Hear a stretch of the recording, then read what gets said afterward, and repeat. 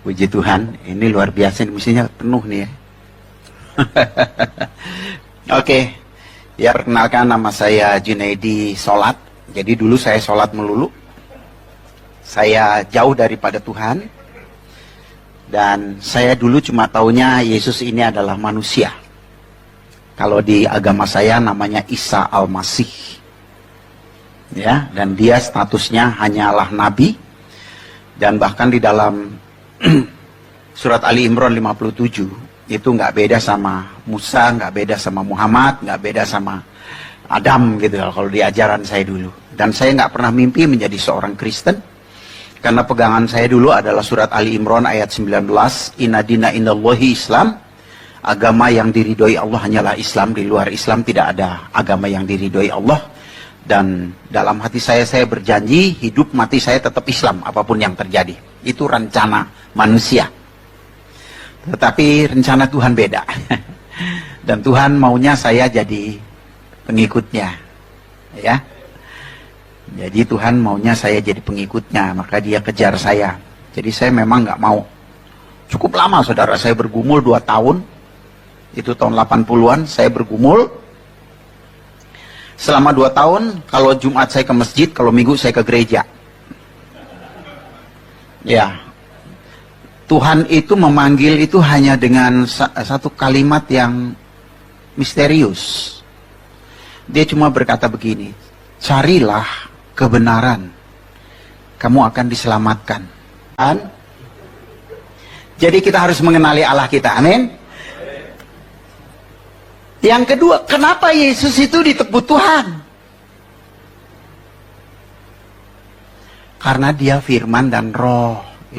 Jadi kalau saudara, apa buktinya Yesus Tuhan? Yesus itu Tuhan. Oh, orang mati bangkit, buta melek, lumpuh jalan. Enggak, itu cuma kenabian, itu utusan. Tugas utusan, tugas nabi. Tapi Allah itu sendiri adalah firman dan roh. Makanya kalau nerangin sama mereka, apa buktinya Yesus Tuhan? Karena dia adalah firman dan roh.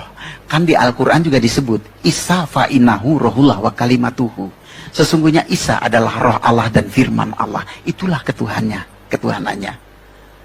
Di sana seringkali dia juga disebut Isa kalimatullah, Isa rohullah. Itulah ketuhanannya. Karena Allah itu roh, Allah itu firman. Jadi kalau dia bilang, itu kan Kristen. Enggak, Islam juga ngajarin. Kamu buka aja surat Al-Maidah 44-47. Di sana dikatakan, pengikut Injil harus memutuskan segala perkara sesuai dengan Injil. Quran lu aja nyuruh kok. Ya, jadi gitu benar gitu loh saudaraku. Oleh sebab itu saudaraku, kenapa Yesus disebut Tuhan? Itu karena dia adalah firman dan dia adalah roh. Sebagai manusia pun dia unggul. Ya. Ini yang terakhir. Di tengah dunia kita hidup, itu ada 3 agama samawi, agama wahyu. Yang pertama Yahudi, yang kedua Kristen, yang ketiga Islam. Masing-masing punya pemimpin. Yahudi itu yang mimpin Musa. Kristen Yesus, Islam Muhammad. Nah kita bandingin nih pemimpin kita nih. Musa, pertama, dia lahir bayi dibantai. Yesus lahir bayi dibantai. Karena itu ada kesamaan. Musa berkata, seorang nabi yang sama seperti aku akan dibangkitkan di antara saudaramu. Katanya. Ya, Keluaran 18. Jadi sama seperti Musa. Di mana samanya? Sama-sama ada bayi dibantai. Muhammad lahir kambing yang dibantai, nggak ada bayi dibantai. Yang kedua, Musa bermujizat, Yesus bermujizat, Muhammad nggak ada mujizatnya. Yang ketiga, Musa dipakai oleh Allah untuk membebaskan umat pilihan dari perbudakan Mesir. Yesus dipakai oleh Allah untuk membebaskan manusia dari perbudakan dosa. Muhammad dipakai apa? Budakin orang, iya. Ya, ini kita mesti ngerti loh ini. Jangan sampai gampang-gampangan nanti anaknya, Pak, aku jatuh cinta sama Ustadz. Boleh nggak Pak aku ikut dia? Oh boleh, yang penting berbuat baik. Masuk neraka. Jangan bilang sama, beda, jauh. Musa jatuh dalam dosa nggak? Jatuh dalam dosa. Yesus? Tidak. Muhammad? Nggak usah diomongin. Sampai sekarang pengikutnya nyembelihin orang mulu. Ya, kenapa Musa jatuh dalam dosa? Kenapa, saudara? Karena rohnya adalah roh ciptaan, roh insani, roh muhadat kalau bahasa Arab. Seperti yang Yesus katakan dalam Zakaria 12, firman Tuhan katakan di Zakaria 12 ayat 1, Allah menciptakan roh manusia.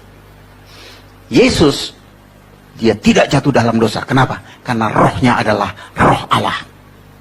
Itu bukan cuma di Alkitab, di Al-Quran juga dikatakan.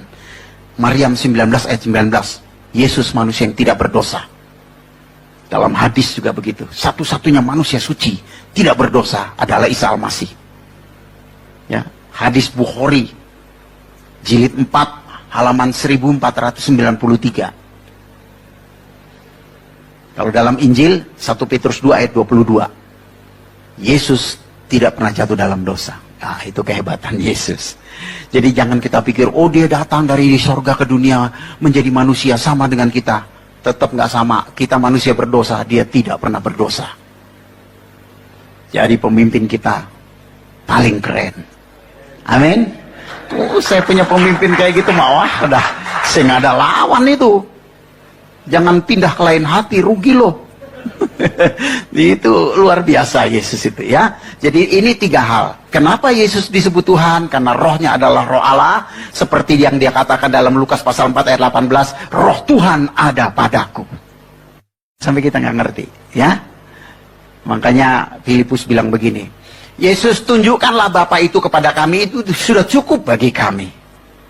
Yohanes 14 tuh, ayat 8, ayat 9-nya Yesus bilang gini, astaga Filipus, udah sekian lama kau bersama-sama aku, kau tidak kenal aku. Ampun dah. Nggak percaya loh, aku dan Bapa adalah satu. Bapa di dalam aku di dalam Bapa. Ya saudara, itu Allah kita.